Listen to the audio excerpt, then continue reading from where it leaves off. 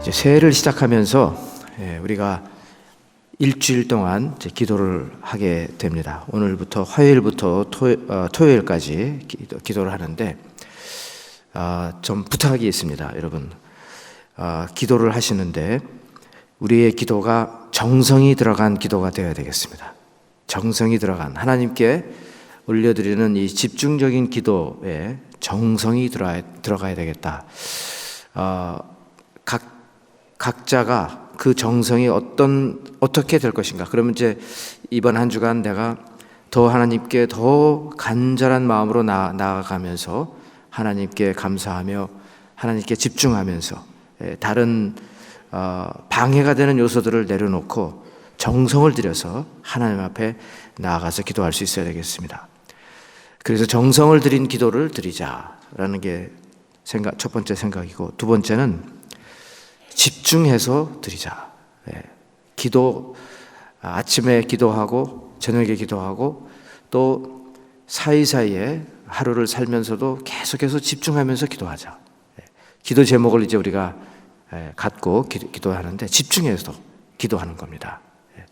이 기간 동안에 다른 것을 원하지 말고 하나님께 기도하고 이 기도 제목만 놓고 집중해서 기도하는 겁니다.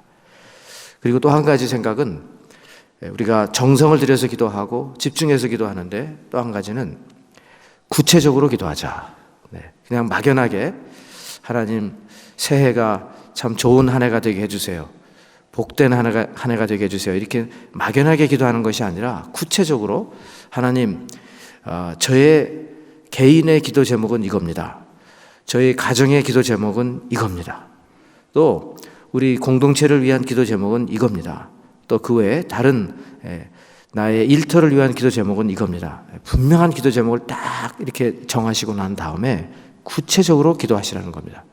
그렇게 해서 정성을 들이고 집중적으로 구체적으로 기도해서 반드시 하나님의 뜻 가운데에서 우리의 기도가 응답받는 놀라운 역사가 있기를 축원합니다.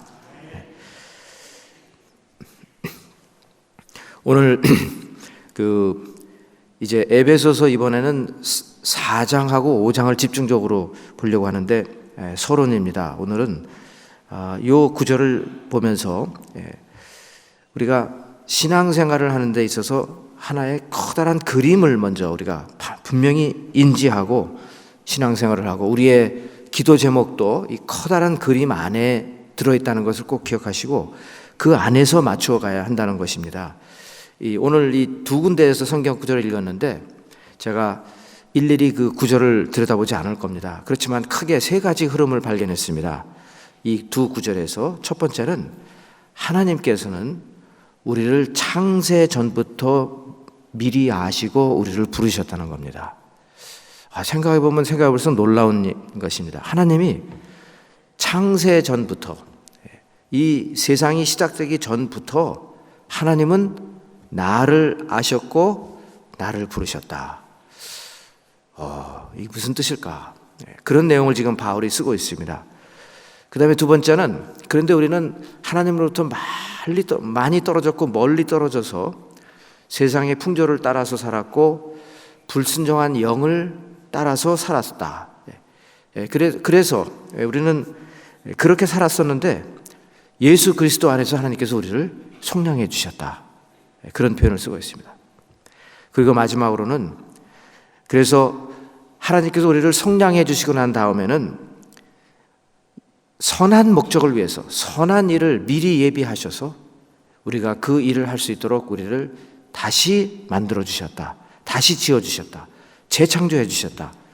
그런 내용이 이렇게 쭉 흘러갑니다. 이 구원, 구속사이죠. 이런 흐름이 흘러가고 있는 것을 우리가 꼭 기억하시면서 그 안에서 그렇다면 내가 어떻게 살아야 될 것인가?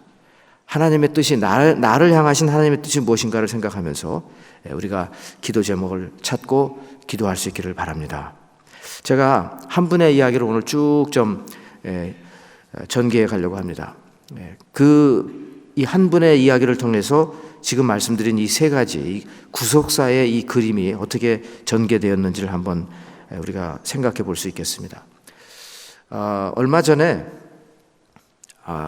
토론토를 방문해 간 선교사님이 계신데 우리 교회가 오랫동안 후원을 했던 조조 선교사님이라는 그 필리핀 선교사님입니다. 필리핀인입니다. 이분하고는 제가 20년 넘게 알고 지내는 사이인데 이분은 필리핀 사람이지만 캄보디아에 가서 1990년대 후반부터 아마 한 1997년, 8년 그때쯤부터일 겁니다. 선교사로 캄보디아에서 일을 하면서 지금까지 있습니다. 처음 이분이 캄보디아에 갔을 때 캄보디아는 매우 정치적으로 불안정한 그런 때였습니다. 이분하고 이제 교제하면서 간증을 들을 기회가 여러 번 있었는데 이분의 간증이 참 대단합니다. 얼마나 대단하냐면 필리핀 텔레비전 방송국에서 나와가지고 그분에 대해서 다큐멘터리를 만들 정도니까요. 이분은 홍콩에서 일을 할 때 예수를 만났습니다. 인생의 벼랑 끝에서 주님을 극적으로 만난 케이스입니다. 워낙은 그 배를 타는 선원이었고 또 배를 타다가 이제 요리사가 되어서 큰 배에서 셰프로 일을 했던 분입니다. 그런데 그만 무슨 이유인지 마약에 빠졌습니다. 마약에 빠지고 심하게 빠져서 중독자가 됐고요. 그래서 일찍이 삶을 마감할 정도까지 위험한 지경에 갔었습니다. 그런데 누군가가 그에게 복음을 홍콩에서 전한 것입니다. 그리고 그 복음을 받아들이면서 그는 완전히 삶이 바뀌게 되었고 마약에서 헤어나오는 치유를 경험하게 됩니다. 너무 하나님께 감사해서 그가 30대 중반 후반쯤 되었을 텐데 하나님께 너무 감사해서 하나님 제가 저의 남은 삶을 온전히 하나님께 드리겠습니다 라고 서원을 했고요. 그때부터 지금까지 그 서원을 지키면서 캄보디아의 선교사로 있는 겁니다. 제가 이분을 거론하는 이유가 이게 여러 지금 하나님의 구속사 가운데에서 하나님의 놀라운 구속사 가운데에서 사실 조조 미라플러라는 분이 홍콩에서 마약을 하다가 죽게 되었는데 거의 누가 복음을 전해서 사실 우리하고 무슨 상관이 있나 이렇게 생각하실 수 있겠는데 다 연결이 되는 겁니다.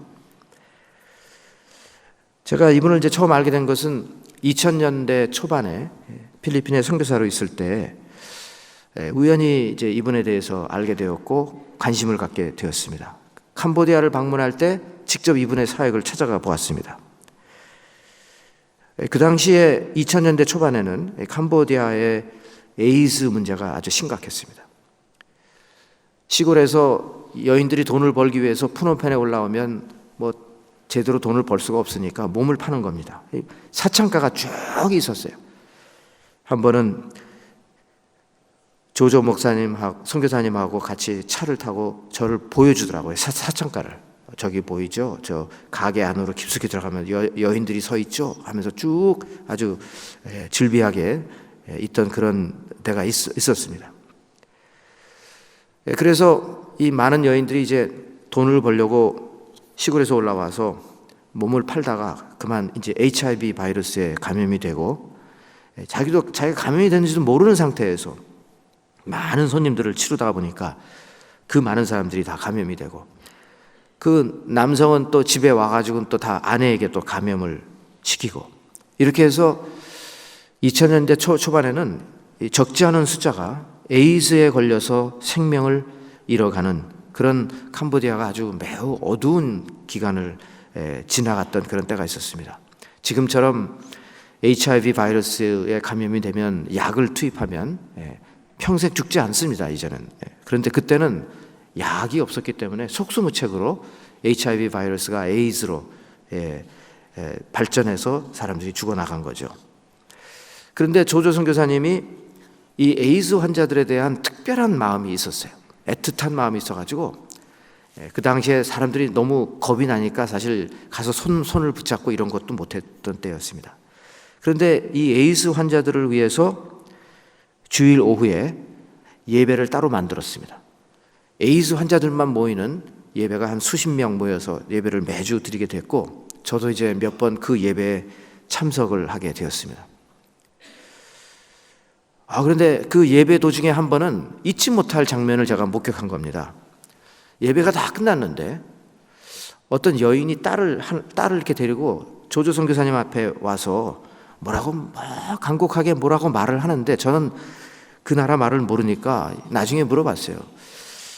그분이 도대체 무슨 얘기를 그렇게 했습니까? 그랬더니 그 여인의 남편이 사창가에서 HIV 바이러스에 감염이 돼가지고 에이즈로 발전돼서 얼마 전에 세상을 떠났고, 그리고 자신도 아직은 보기에는 멀쩡해 보이지만 몇 달 안에 자기도 이제 죽게 될 것을 뻔히 알기 때문에, 이 딸이 한 10살쯤 된 딸이었는데요, 이 딸이 부모를 다 잃고 혼자서 살아갈 수 있는 길이 없다는 걸 내가 알아서 선교사님에게 이 딸을 좀 맡기는 간곡한 부탁을 하고 있었던 거죠. 그 설명을 해주는 겁니다. 이 광경을 본 저는 그때 마음속으로 소원이 생겼습니다. 하나님, 만일 나에게 기회가 주어진다면 에이즈로 부모를 잃은 아이들을 위해서 고아원을 좀 하고 싶습니다. 삶의 터전을 마련해 주고 싶습니다. 이런 이제 마음에 소원이 생기기 시작을 했는데,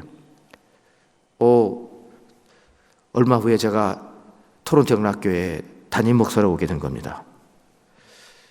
그래서 그때 이제 캄보디아를 다니면서 마음에 품고 기도했던 것이 생각이 나서 이제 우리 교회에 함께 이 비전을 나누고, 그리고 이제 시작한 것이 지금 캄보디아의 깜풍스프에 있는 고아원이 된 겁니다. 그래서 지금은 이제 캄보디아의 에이즈 환자들이 그렇게 심각한 문제가 아닙니다. 요즘은 거의 그런 이야기는 듣지 못하지만 처음에는 한참 심각할 때는 많이들 죽어갔습니다. 그래서 우리 그 생명샘 센터가 이렇게 해서 세워지게 된 배경이고, 처음에는 들어온 고아원 아이들 중에 일부는 실제로 에이즈로 부모를 잃은 아이들이 우리 센터에 들어와서 잘 성장해서 지금은 성인이 된 것입니다. 다시 여러분 조조 선교사님의 이야기로 돌아갑니다. 홍콩에서 그가 마약 중독이 되어서 생을 마감할 수도 있었습니다. 그런데 하나님은 이 조조 미라플로시를 창세 전부터 미리 아시고 그를 부르셨다는 것입니다. 이 에베소서 1장에 의하면. 그리고 하나님은 그의 삶을 계속해서 주시해서 보고 계셨다는 것입니다. 그리고 꼭 필요한 그 순간에 복음의 메신저를 그의 삶에 보내셔서 그로 하여금 복음을 듣게 하시고, 그리고 그래서 그동안 세상 풍조를 따르며 불순종의 악의 세력을 따르던 그 형제를 부르시고 예수 그리스도의 피로 그의 모든 죄를 용서해 주셨습니다. 뿐만 아니라 그의 마음에 열방을 향한 뜨거운 마음을 주셨던 것입니다. 앞으로 그가 그의 인생을 어떻게 살아야 될지에 대한 인생의 목적을 주셨습니다. 그래서 그 조조 선교사는 열방을 마음에 품고 기도하기 시작했고, 하나님께서 그를 캄보디아로 인도하셨습니다. 사실 30년 전에 필리핀 사람이 캄보디아에 가서 선교하는 사람들은 별로 없었습니다. 아마 그분이 거의 첫 번째 케이스일지도 모릅니다. 그리고 지금까지 그 자리를 떠나지 않고 있다는 것입니다. 하나님은 그분을 구원해 주셨을 뿐만 아니라 구원 후에 어떤 삶을 살아야 할지를 미리 예비하시고 준비하신 하나님이십니다. 그래서 그는 그리스도 안에서 다시 태어났고, 즉 새롭게 지으심을 받았고, 지금은 하나님께서 예비하신 그 선한 일을 하며 살아가고 있습니다. 많은 영혼을 주께로 인도했고요, 그동안. 물론 그분은 제가 개인적으로 좀 가까이 알기 때문에 완벽한 분은 아니에요. 많은 시행착오도 겪었고 선교지에서 정말 많은 눈물도 흘렸던 것을 제가 알고 있습니다. 그리고 모든 것이 자신 있게 크리스천의 모습으로서 내가 살았다라고 말할 수 있는 분들은 그렇게 많지 않습니다. 그분을 포함해서. 하지만 우리가 기억해야 될 것이 있습니다. 이렇게 커다란 구속사라는 커다란 그림 안에서 하나님은 조저 선교사님뿐만 아니라 저와 여러분을 다 미리 창세전부터 다 알고 계시고 우리를 부르셨고 우리를 예수의 피로 속량하셨고 그리고 이제는 우리에게 선한 일을 예비하셔서 그 일을 하며 살아가도록 우리를 부르셨다는 것입니다. 아멘. 네. 그러므로 여러분, 우리가 이제 한 해를 시작하면서 새벽 기도회를 시작합니다. 그렇다면 하나님, 내가 어떻게 살아야 되겠습니까? 어떻게 사는 것이 하나님께 영광을 돌리는 것입니까? 이번 새벽 기도회를 통해서 하나님, 좀 더 내가 구체적으로 하나님의 뜻을 깨닫기를 원하고 그래서 2024년 한 해를 어느 때보다도 더 값지게 주를 위해서 하나님의 영광을 위해서 살아가는 한 해가 되게 해달라는 그런 기도를 우리가 드려야 할 줄 믿습니다. 하나님께서 예비하신 그 선한 일이 무엇일까요? 라고 한다면 그것은 여러분 사랑 없는 곳에 사랑을 심는 일이고 어둡고 썩어져가는 세상에 빛과 소금이 되는 것이며 방황하는 영혼에게 영원한 목자가 되시는 주님을 인도하는 것입니다. 여러분, 그러므로 우리가 세월을 낭비하지 말고 그리고 우리에게 주어진 기회를 놓치지 않기를 바랍니다. 성경은 세월을 아끼라고 했습니다. 기회가 있을 때 기회를 꼭 붙잡으라는 것입니다. 기회는 항상 있지 않는다. 언제나 있지 않으므로 기회가 있을 때 기회를 꼭 붙잡고 하나님께 영광을 돌리라는 것입니다. 여러분, 시간은 흘러갑니다. 한번 지나간 시간은 돌아오지 않습니다. 그러므로 우리가 어떻게 주님을 섬길 것인가, 그리고 나의 삶을 통해서 내가 어떻게 주님께 영광을 올려드리는 2024년이 될 것인가를 깊이 생각하면서 올바른 기도 제목을 꼭 붙잡고 기도하며 또 기도에 응답받으며 승리하시는 여러분들이 되시기를 축원합니다.